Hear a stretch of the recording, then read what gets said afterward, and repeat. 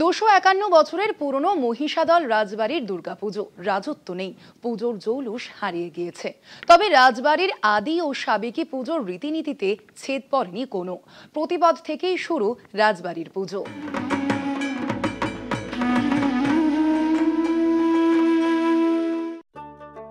রাজবাড়ির পুজো একসময় এই বাড়ির পুজোতে পর্দা প্রথারও ব্যবস্থা ছিল। মহিলারা প্রকাশ্যে বসে পুজোর সময় অনুষ্ঠিত যাত্রাপালা দেখতে পারতেন না।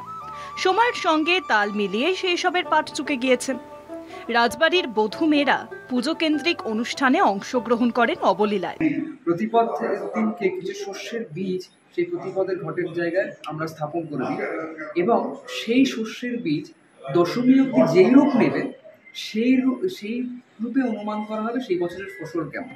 প্রতিপদ থেকেই শুরু হয় মহিষাদল রাজবাড়ির পুজো। 1774 সাল নাগাদ মহিষাদলের রানী জানকীর আমলে রাজবাড়ির দুর্গাপুজো শুরু হয়। সেই সময় থেকেই মহিষাদল রাজবাড়ির ঠাকুর দালানে দুর্গাপুজো হয়ে আসছে। মহালয়ার পরের দিন রাজবাড়ির দুর্গামণ্ডপ লাগোয়া অশ্বত্থ গাছের তলায় ঘট বসে। সপ্তমীর আগে পর্যন্ত ঘট পুজো হবে।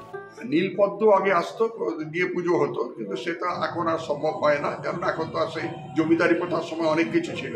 এখন যুগ বদলে গেছে।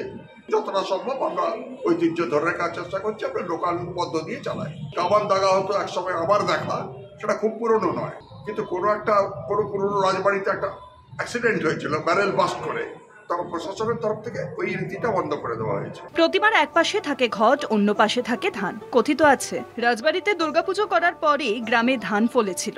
ভোগ রান্নায় ছিল অভিনবত্ব। ষষ্ঠীতে 6 মণ, সপ্তমীতে 7 মণ, অষ্টমীতে 8 মণ, নবমীতে 9 মণ চাল দিয়ে প্রসাদ তৈরি করে বিতরণ করা হয়। ভিন রাজ্য ও জেলা থেকে প্রতিমা দর্শনে আসেন দর্শনার্থীরা।